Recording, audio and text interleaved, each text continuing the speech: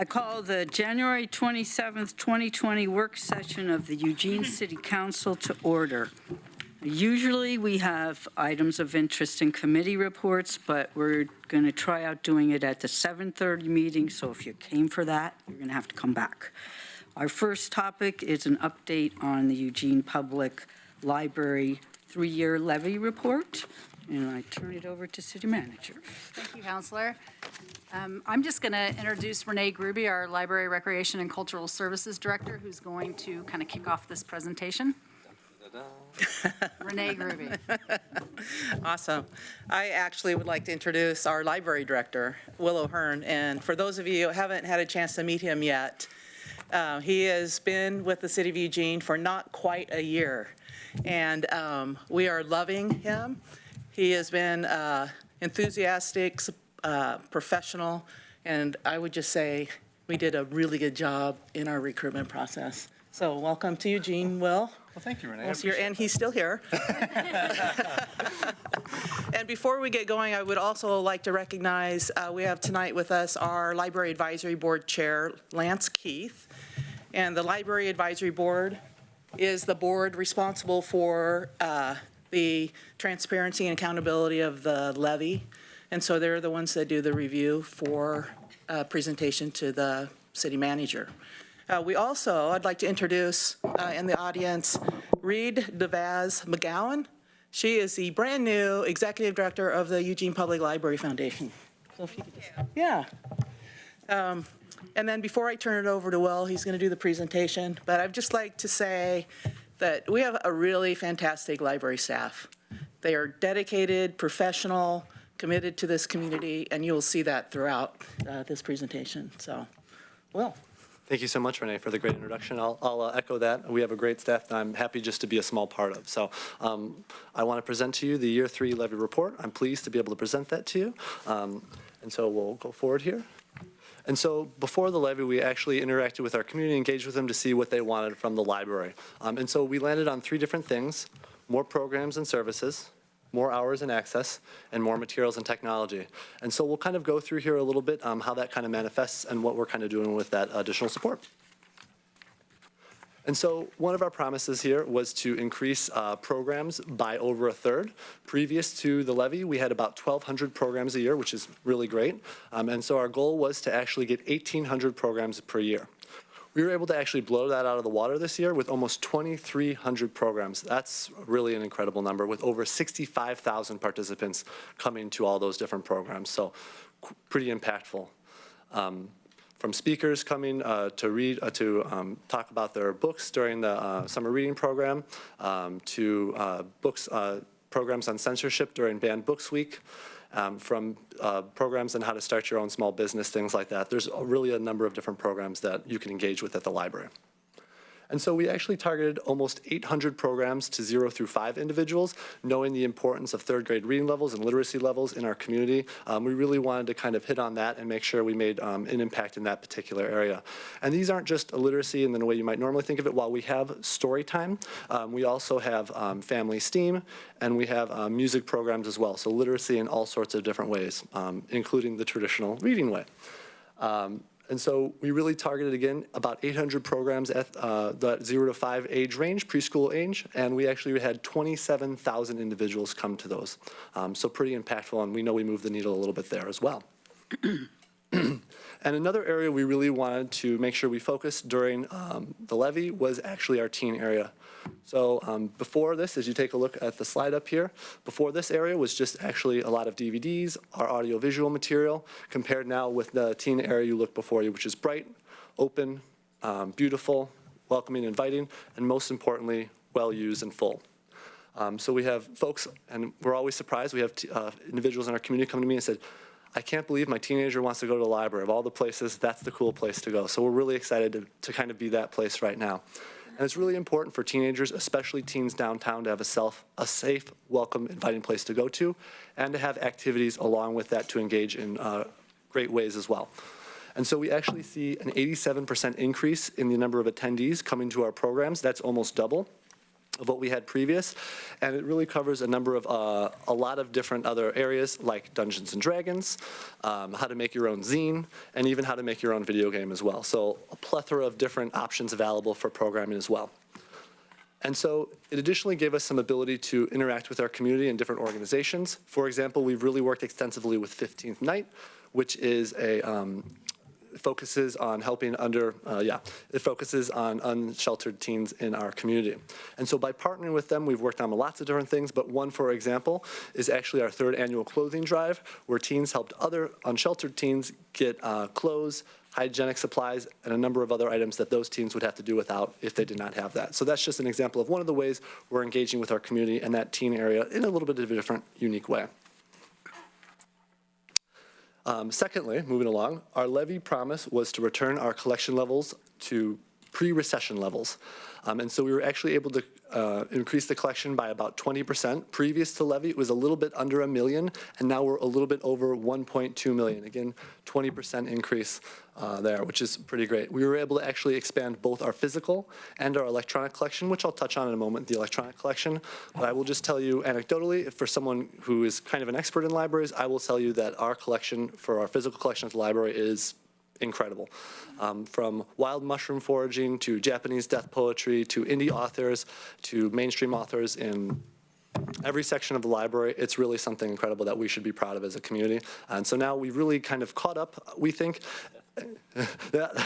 One of my favorite ones, actually, Japanese death poetry, an area of interest myself. And so that's how I know about it. And so we were able to we were actually able to really create a really great collection for us going forward. So we're really excited about that. Now it's just about maintaining that high level folks expect from the library and deserve in our community. A little bit about our electronic collection. We actually think it's important to expand that as well, and we're getting new opportunities in which to do so. For example, last year we actually added Canopy, which is a streaming video service, kind of similar to Netflix. It focuses on areas, movies of significant cultural impact, documentaries, but it also includes things like great courses and some children's programming as well. So I just want to tell you that example to show you that we have movies, e-audiobooks, e-books, comics, music that you can stream all from the library. So it's really a mirror of what the physical services library has, we have electronically as well. And while that's important for folks who are maybe beyond the coast or in Paris, France, it's also important for folks who live in Eugene who may not be able to get down to the library for whatever reason. Maybe they work during that time, maybe there's transportation or mobility issues. And so it's really important those individuals have access to a robust collection, just like everyone else in our community has access to. And we also want to touch on our technology. You'll actually get the chance to see our maker van, which we implemented here in a little bit. I promise I'll tease you with that here. We actually were able to get out in our community a little bit more and take some of our items with us on the road. So we have 3D printers, green screens, button makers, and a number of other items we actually are bringing in our community. So to bring new resources people might not expect the library to have in new places to engage with the new audience. And you can also go ahead during that time to bring people in. We give them some 3D printing, and then we sign them up for a library card and tell them all the great services, and they can't quite help but get a library card at that point, too. And so what you see right here is actually a 3D printed hedgehog.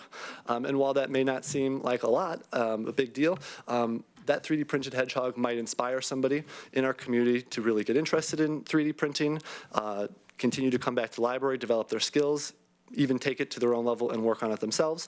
And so our next great 3D printer might be from Eugene because they worked on things like the hedgehog or something else totally. But that's just an example of the importance of why we have those resources and that technology. And lastly, our levy promise, our third, was to increase hours at the Bethel and Sheldon locations and restore Sunday morning hours at the downtown. And we were able to do that the first day of the levy. So what that access adds up to is 2.7 million circulation in FY19. To kind of put that in perspective, that's between 16 and 17 items checked out for every human being in Eugene.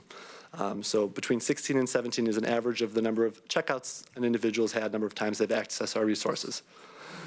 So to put that in perspective with the community I came from in Springfield, Illinois, we averaged between 3 and 4 checkouts per individual in our community. It also adds up to 1.1 million visits per year. So through our doors, we had 1.1 million individuals walk through and visit our library, which is a pretty significant number there as well. And we've actually increased our card holdership to a little bit over 110,000 individuals. More than 2/3 of our community has an active Eugene Public Library card. That's an incredible number. It's really clear that the community engages with the library just as much as the library wants to engage with the community. And just again, for retrospect, showing back to Springfield, Illinois, we averaged about 18.5% card holdership. And so really comparing that with 68% kind of here in Eugene is very notable as well. And that's what those hours and access looks like and feels like in terms of numbers. I told you earlier you'd get to see that maker van. Here it is in all its glory. And so we wanted to kind of highlight in here that the library, again, just along with that electronic resources, the library is not just a building in our community. We're trying to change that to it's really, truly a concept that helps people and meets them where they're at, wherever they are. And so we wanted to make sure to get out in our community. And so our staff and volunteers, and I did want to appreciate all the volunteers who help us throughout the year as well. Without them, we couldn't be the great place we are today. We had 350 offsite programs at Party in the Parks, things like Party in the Parks, things like We Are Bethel, reaching more than 9,000 people. And we're still looking for more and more opportunities here with our Maker Van. We're just getting started with that. And so we could even see more of that potentially down the road. And so one thing we wanted to highlight, it was actually from this year, but we wanted to highlight because we are commitment to access as well, was we recently eliminated youth overdue fines. So on any youth material, that's teen and children's material, we will no longer charge fines as long as it comes back. And we did this for a number of reasons. One, we find that we actually are getting more of the material back, and we're seeing that come up because we had 55, for the first 2 weeks in January, we had a 55% return increase in lost items, meaning items we probably thought we weren't going to see again are coming back. So that's a 55% increase over what we did during the same period last year.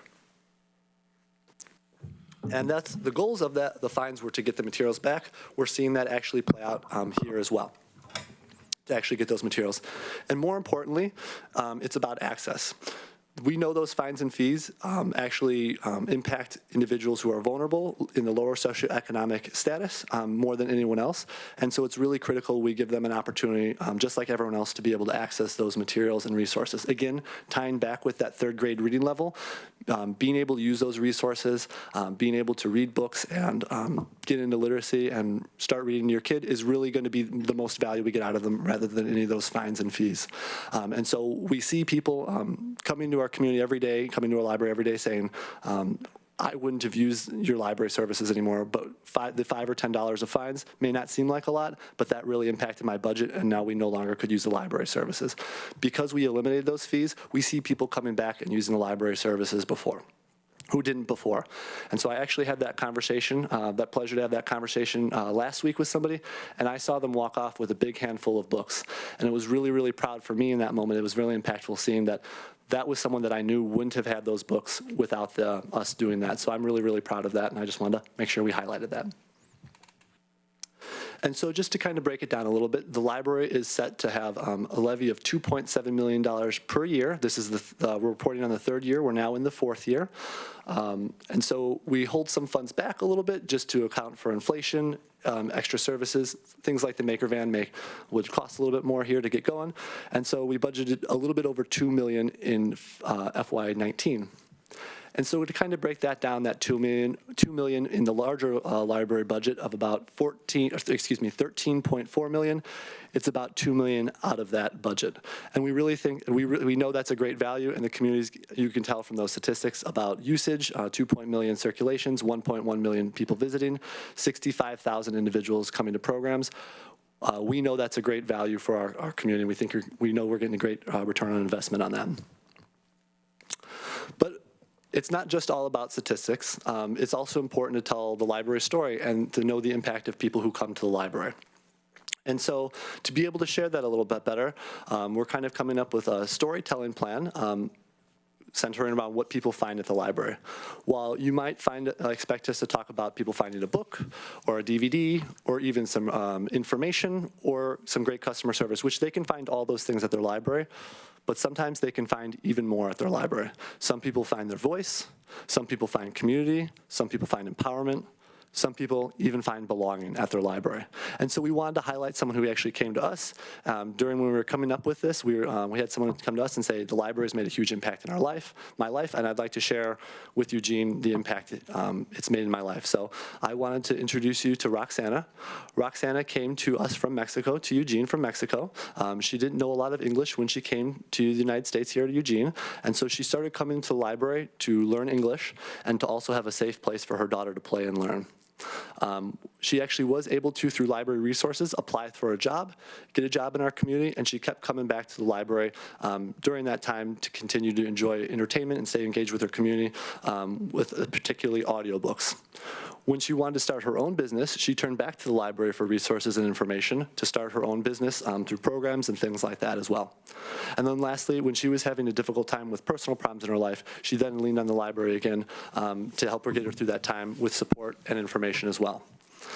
And so I can think it's safe to say that the library has made a huge impact in her life, and her life wouldn't be the same without the library. But I did want to show you, I think it's best for you to hear her quote, see her quote, to tell her story. Literally, it was life and death. It sounds extreme, but for someone who comes from another country, for me it was amazing. Especially because I didn't have any money. The library was a place of support for me and my daughter. And so we really wanted to highlight what the Eugene Public Library, while we can talk about all those numbers and statistics, this is what support for the Eugene Public Library looks like and feels like. And there's thousands of stories every year that are just like this, big like Roxana's and in smaller ways too. And we wanted to make sure that we share that as well, as along with those statistics as well. No numbers without the story, no story without the number, to quote a smart woman over here with Renee. And so with that, I just wanted to thank again the support from the advisory board. I wanted to thank for the support of the foundation and friends, and I want to thank you for the volunteers as well. So, and I'll kick it over to Renee. Yeah, and I just, thank you, Will, it was really good. I just wanted to add that we will be coming back to council this spring to talk about your interest in renewing the library levy. We are, as Will said, in our 4th year. So decisions around that will have to be made. This year, if that's the direction we want to go. So, with that, thank you, and we're open for questions. Thank you so much. I love the library. I already have Mike, then Betty, then Claire. Okay. Awesome, Mayor. Thank you, Madam Acting Mayor. I've lived here 36 years. I got my first library card last year. I'm one of those stories. I, in the last few weeks, checked out the very first thing I've ever checked out from the Eugene Library. And oddly enough, it's because I like to get movie downloads on my computer and plug it into my screens, right? And so I was told through this process, you can do that. And I figured it out. And by golly, watched some great movies that I otherwise would never have had. I would have never have thought to watch them, but the presentation and in the place online where you get to go and look at it and preview what what it is and so forth, let me try a couple things that I wouldn't have otherwise seen that were really, really awesome, really educational for me too. So, aside from being fun. So. Thank you. That means a lot to us. I really appreciate that. Yeah, I thought that resource was really something. I had undervalued that to this point. My questions are about,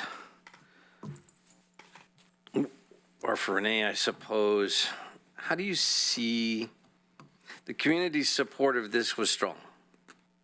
So do you see that along with this level of participation as an indicator that maybe we have more growth to do? Do you see this as a, we're sustaining this level pretty well and maybe come back and look at something similar? How do you see this? We have thought about that. We are thinking a sustain existing is probably the direction that we would be going, but there are gaps in the community for sure. We have parts of our community that don't have branch libraries.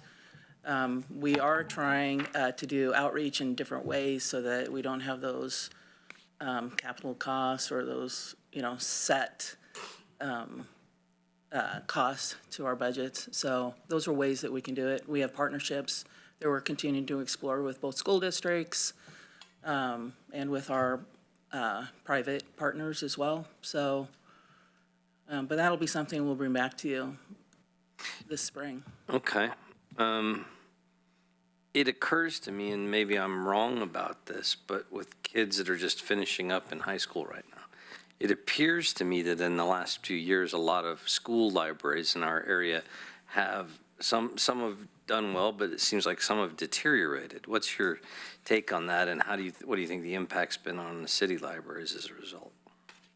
I will say that's been something that's been across the nation, where we've particularly seen elementary schools losing libraries. And so it's more important than ever for support at that level for the public library to kind of help fill in there and be able to do our part. So we're looking at new ways to interact with and explore with those two, with the two school districts. And so I will say personally, as a lover of libraries, I would love to see more school libraries, but I think that's our time to kind of step up and fill that role when we can. My children were lucky enough to go to Gillum Elementary School, and they have a pretty robust library, but a part of that was the massive participation of parents in the book sale every year that interacts with private companies in order to sell books to families, but then for the library to earn more books as well. Is it within reason for the city to consider a similar public-private partnership for such things? I think it's always, something for us. Scholastic or whoever it happens With to be. Scholastic. Well, the Eugene Public Library Foundation is very involved with the Dolly Parton Imagination Library, which I didn't know that, no. provides free books to kids 0 to 5. Excellent. A book every month. And so thanks to the Eugene Public Library Foundation and their fundraising, we've been able to accomplish that for this community. It's an area where we can expand and grow. But that is one area that I think, especially when you focus on early literacy. Right. Well, and I appreciate their work too. As someone who's out at 5 a.m. to get my number each and every year for the last, 20 probably, since before they gave out numbers for the library sale. So thank you very much. Thank you. Betty? Thank you. So, Will, you came from Springfield, Illinois, where I used to live. Yep. And my children used to go to the branch library on North Grand. Probably know about that. I do. I think it's too bad that we don't have branch libraries. That was a place where my children spent a lot of time when they were young. They could walk to it, they could be there by themselves without parents, and I think it's unfortunate we don't have any branch libraries in South Eugene here. And I think I wonder if there are any plans for. Some people say, well, the South Eugene people can use the downtown library. That's not the same at all as going to a branch library. We've taken a look at that and considered that. I think there's a number of things on the table. I can't say we can commit to anything with that, but it was something we've looked at and considered. At this time, we don't have any plans for that, but I think that's something we can continue to look at and consider. Mm-hmm. Anything, Renee? Thank you. And do you have any plans for, as a person who has used the library enough to pay quite a few fines, do you have any plans for abolishing fines for adults? So that's actually something that we've taken a look at. We really want to get some data from getting rid of the youth fines and fees. So we'll take a look at that once we have a little bit of data. But that's something that we've talked about and taken a look at here. But yeah, we'll take a look I at that. have known adults who didn't use the library because the fines get too big and can't afford them. We did want to focus, again, because we think it's important to focus on the early literacy levels, early reading levels. That's kind of where we put our shoulder behind, but I think that's something we'll definitely take a look at going forward. Good. And do you plan to ever restore the bookmobiles?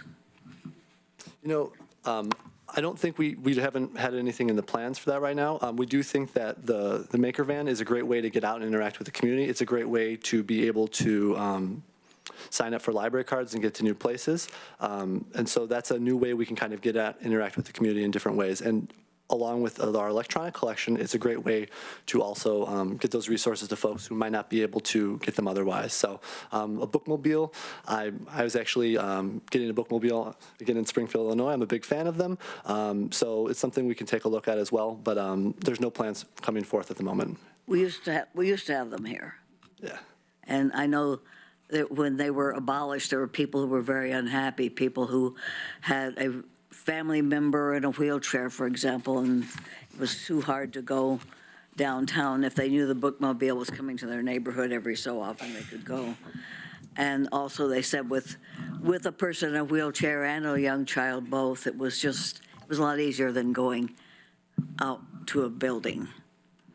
So I think it was very valuable, and maybe for the parts of town that don't have branch libraries, a bookmobile might do. Thank you.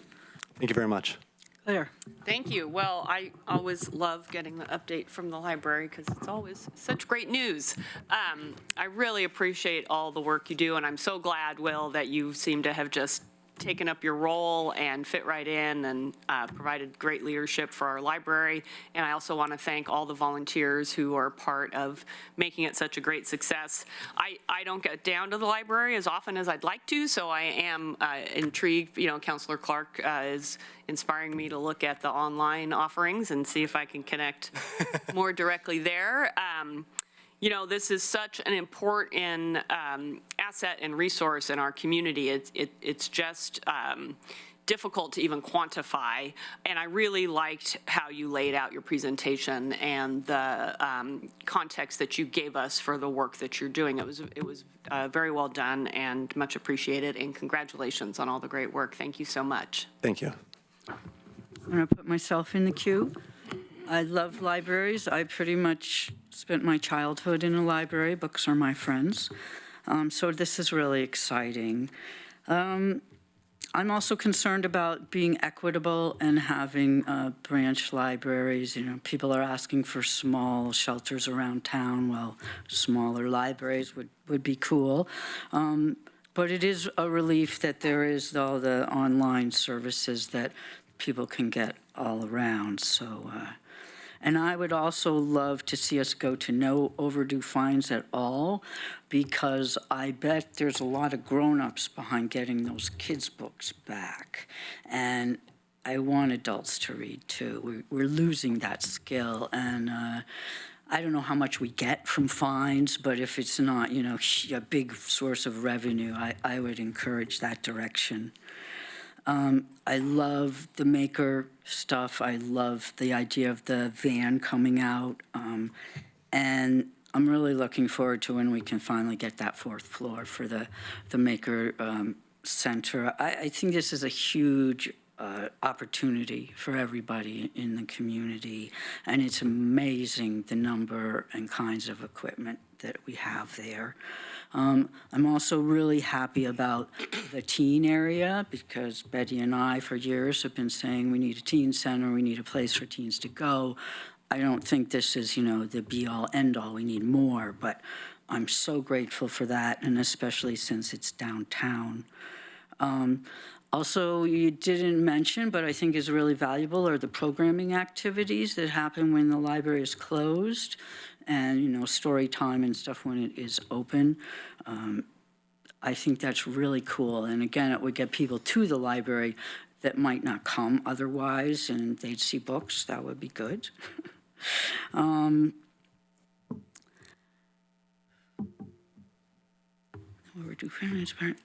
then always concerned about revenue, and I know it's 2 years and you're going to come back and talk to us.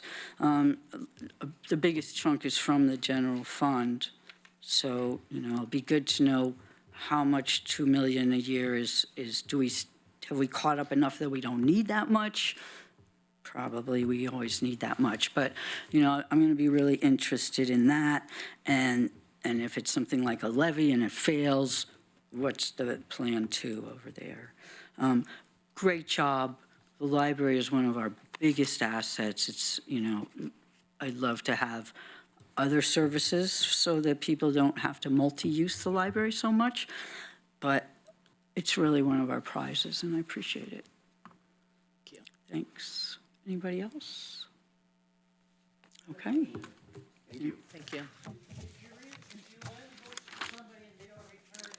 Dave, it's not time for people to be talking now. You have to come to forum. Thank you very much. Well, maybe you could catch them outside. Next, we have a work session on city manager attributes.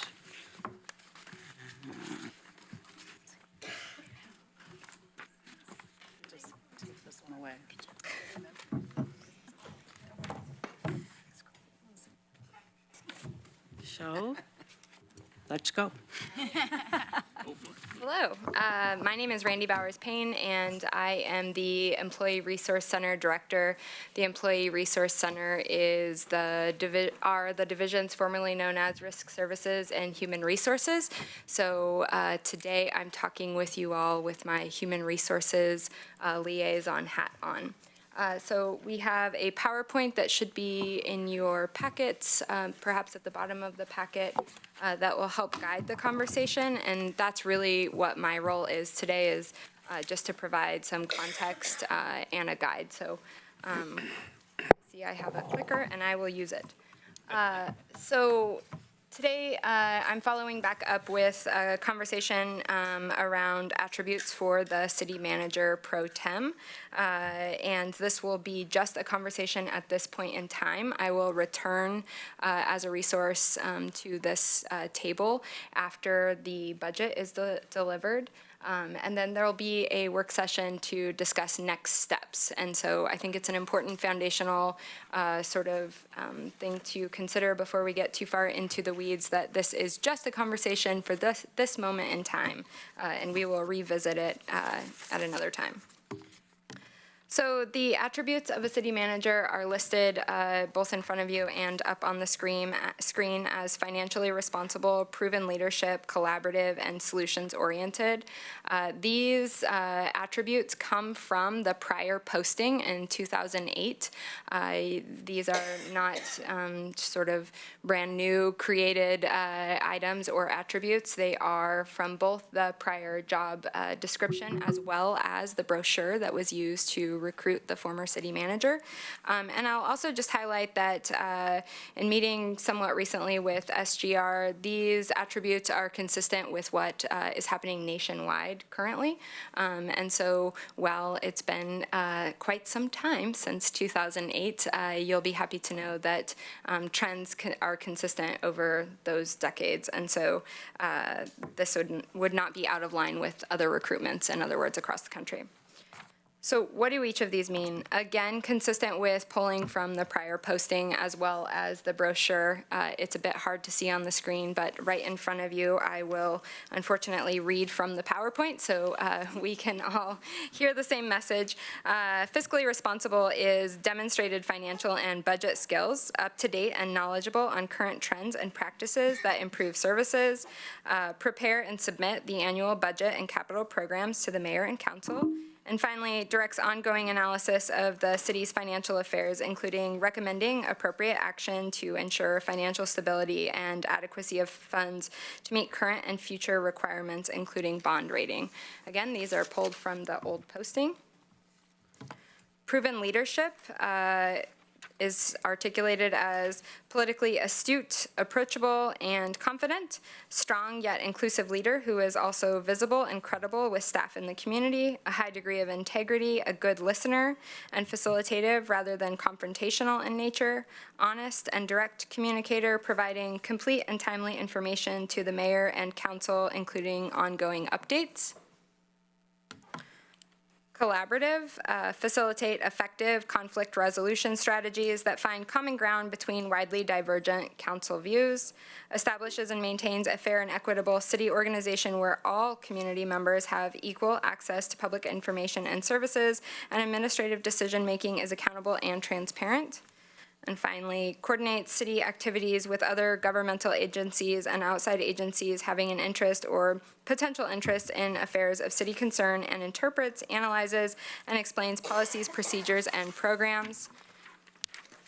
And finally, solutions orientation, again, pulling from the brochure and former job posting, is defined as analyze sometimes difficult situations and map out a path to successful implementation of goals, establish, prioritize, and maintain effective, productive, and respectful working relationships with a wide variety of people, including members of the public, staff, colleagues, every councilor, and the mayor, and elected and appointed officials. So I didn't go off script, so to speak, because these are already established attributes. And again, my role is just here as a resource to council from an attribute standpoint. Thank you very much. I loved all of them. Mike is first, then Betty, then Claire. We mix up the forum. I think we should mix this up. Randomizer. Good luck with Running the meeting. I'm in charge. Number one goes. at the moment. There's only one word I would change in this, whether it's around any kind of conversation with regard to Sarah or anyone else in the, 100 years in the future, or, we open, whatever occurs. And frankly, I see Sarah this way right now, and it's one of the things I really admired about John, and I would change the word proven leadership to innovative leadership. I don't think we captured that with any of this, and I think we need to. I think that's something that we have done well under difficult circumstances of tight budgets and diminishing budgets in times past. I think that's what got us through a lot of that, was kind of looking at things in an innovative way. So I don't mind the subheads and the bullet points that go with it. They're fine. But I think it needs a stronger statement around that's, from my standpoint, that's a criteria for me. That's a very definite criteria for me. So I don't want someone that salutes. I want somebody that says, hey, how about if we combine some of that and do some of this too, and here's what will happen. So I would alter it in that way. Thank you. Betty? Thank you. Well, I made a list of things that I thought were important. Transparency, in other words, not planning things and then telling us about it when they're already planned. Follow up if counselors, if we decide to have a work session, for example, I'd like it not to be lost, or if we ask a question about something and the manager says, I'll get back to you, it's important to get back and to keep track of those things.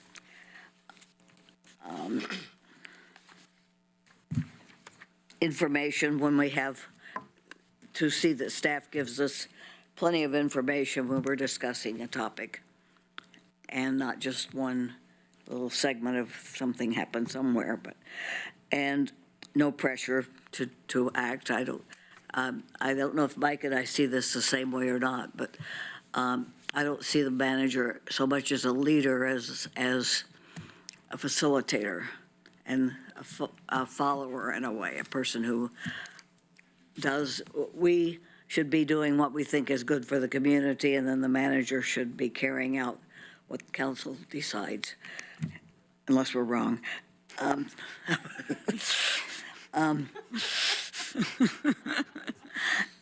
Should be open to all segments of the community, not just the Chamber of Commerce, but all the people who are, including the weirdos.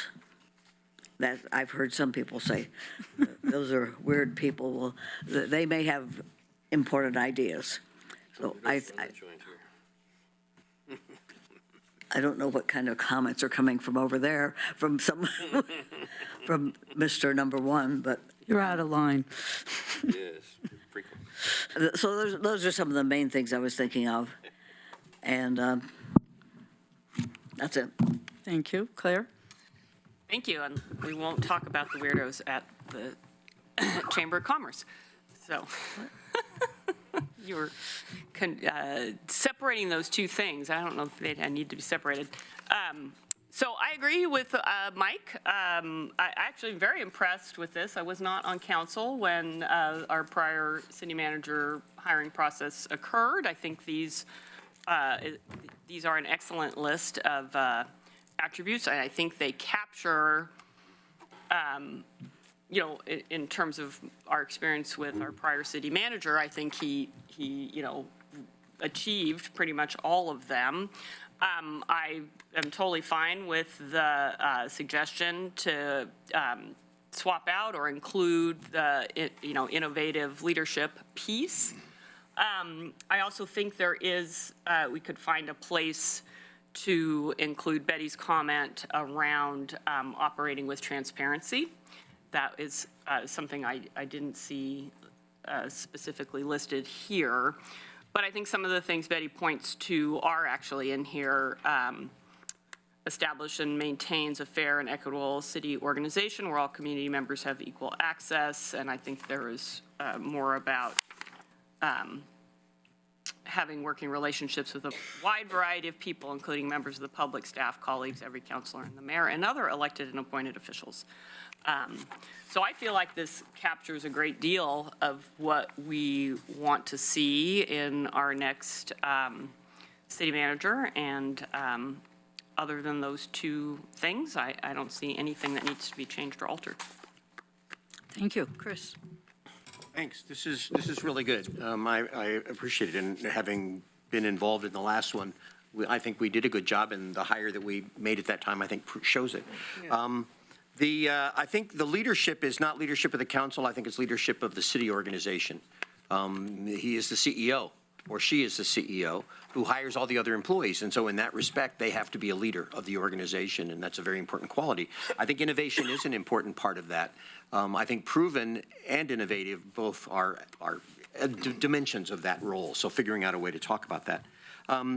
Also, something that Betty talked about that I also think is important, though, is to be very communicative. Not only with the city council, but to be with the community and to all of the other stakeholders. It's really kind of a byproduct of being organized to have a high level of organization, to not only be able to operate at 30,000 feet, but also to be able to operate at 10,000 feet. And to figure out what resources or staffing you need to be able to help you to be organized at all those different levels, because no one person can do everything perfectly, but know how to bring in the people or resources to help you do that, I think is an important part of being a good leader. Transparency, absolutely critical. I think we need to reflect that all through here because that's what this community runs on. But I think the three qualities that I would want to be very explicit about in here, and these are ones that I borrowed from when I participated in the Harwood Institute. They're the 3 A's. You absolutely have to be authoritative. You have to know what the heck you're talking about. I don't want a city manager who just talks about stuff and doesn't really know what they're talking about, or doesn't have the people available to know authoritatively what they're talking about. We waste a huge amount of time when we don't have accurate or useful information. The second one, which I think is very important, is that they have to be absolutely authentic. They have to be real people. I don't want somebody who says one thing to one person and then says something else to someone else, or speaks to one group one way and a different group another way. It has to be authentic. They have to be absolutely willing to believe what they're saying and believe what they're saying to every single person they talk to. So that when I talk to that city manager, I know that I am absolutely talking to that city manager and not to a persona that's being put on, because that absolutely destroys credibility, relationships, and trust. So they have to be absolutely authentic. And the third quality is they have to be accountable for every single decision that's made. And for me, accountability, you can only really be held accountable when you have the resources and the authority. The city council grants the authority, and if we don't give that city manager the authority, I cannot hold them accountable. But if we grant them the authority and the money, then they should be accountable for what they do, and I think that's critically important as well. So somewhere those three, I think, should be reflected in here, that's what we expect from the person who is our city manager. So one thing I would just, I appreciate all of that. One piece that I would go back to that I tried to set in the foundation and maybe did an inadequate job of doing is that these are attributes that we are not tied to for all time. They're attributes that you will articulate and then revisit after the budget is delivered. If we want to articulate additional or more detailed pieces of information at such time as either you choose to move forward with an appointment process or you choose to go out for a recruitment. Certainly there would be, I would imagine, a very robust conversation that would need to be had as part of that. And sort of my mandate for this purpose was to come back with some high-level characteristics and attributes, and then as we come back after the budget is delivered, sussing those out as council needs them to be. I'm taking notes, and so hopefully that will provide a nice runway for us when we pivot in that place into the future. This is just really a conversation, as I understand it to sort of get some soft attributes so Sarah knows what North Star she's working towards in the next 4 to 6 months. So as Emily Latella would say, never mind. Alan? Yeah, Chris, you inspired me to acronymize my list. I came up with 4 things when I was thinking about this over the weekend. And my acronym is WALI, W-A-L-I. Works well with council, has acumen in budget and fiscal matters, leadership, and innovation and collaboration. And so working well with council, I think that is a thing that the city manager needs to do. They need to be collaborative, need to provide the complete and relevant information that we need to make decisions, communicate well, and be responsive and transparent. All that is working well with council for me. On the budget and fiscal acumen part, I think if the city manager has the financial house in order, you get a heck of a lot of leeway on everything else. That's just the way it works. On leadership, I agree with Chris. It's leadership of the staff with an approachable style. Not an ivory tower leader, but a leader that can go out and talk to staff, figure out what's going on, and then come back and be innovative and collaborative in problem solving. So those are the 4 big areas. They're kind of captured in this. And as this was all being read off, it all got triggered back to when we created this a long time ago when we hired John so many years ago. But Triggered on that, too. those are the 4 characters, characterizations that I thought of. Anybody else? I think this is a great list, but if I had written about Sarah, it's probably the list I would have made. It's a long and complete list, and I'm looking forward to our continued conversation about it. If no one else has anything to say on this, do we want to do consent calendar now? Sure. Okay. I move to approve the items on the consent calendar. Second. Any conversation? Actually, just for process sake, Procedure? shouldn't she do that with Betty as the We second? asked before. No, Oh, you did? you don't have to do that. I checked it out. She's not the mayor either. Not the mayor. She is. He's the president of the council. President presiding over the meeting. And she's not acting. I looked at the charter and everything. And there's actually a separate provision that if the mayor is absent for more than 30 days, she would take on the role and the different powers of the mayor, but as the Right. acting. Cool and everything, but that means we've been doing it wrong for a while. So do we have a legal problem now that we've been doing it wrong No, wrong? the mayor can't do it. No. When the mayor has been gone in the past, we've done it with separate people making the announcement or the motion, and then the second, not the president of the, let me just go ahead and finish, not the president of the council. Do we have any legal problem? No, not at all. Okay. It's just procedure and practice. They looked for an answer, and so I actually looked to the charter to see if it dictated a certain answer, and it doesn't. And so the way it's written, what makes the most sense is she's not the mayor, she's not No, the I acting totally got it, mayor. but I'm Yeah. just asking. No All right. legal problems at all. Asking the, boring question, just in case. Thanks. Alan? Yeah, I always understood that the president is not the mayor, so the same rules didn't apply, but I wanted to push it because we're spending that much time on it, didn't make any difference. I wanted to pull item C, not because I wanted to have any objection to it, but I wanted to talk a little bit about Oakway Manor. We vote on everything except C. Okay. Taking C out. Is that all I have to say? No one has to make a move. Any more discussion? All in favor? 1, 2, 3, 4, 5, 6, 7, 8. Motion passes. And now do we come back to C? Would you like to speak to it? Yeah, I mostly pulled it because I love to say LERPD, but Oakway Manor is an existing low-income housing project that we're re-upping for its tax credit so it can maintain the low-income rental housing. I think these types of programs are exceptionally important in our area, especially when other jurisdictions are letting affordable housing go by the wayside. And this one and Yapoa Terrace, which we just reapproved, and they're getting all these giant improvements to that building, are really critical types of housing projects that we desperately need to keep. So having this be renewed is really important in our goal towards keeping more affordable housing and getting more affordable housing. Anybody else? So I move to, We don't have to, we already moved it. So it's So on the it's table. C. You can just, On the table. Okay, you can just vote on it. all right, all in favor? 1, 2, 3, 4, 5, 6, 7, 8, it passes.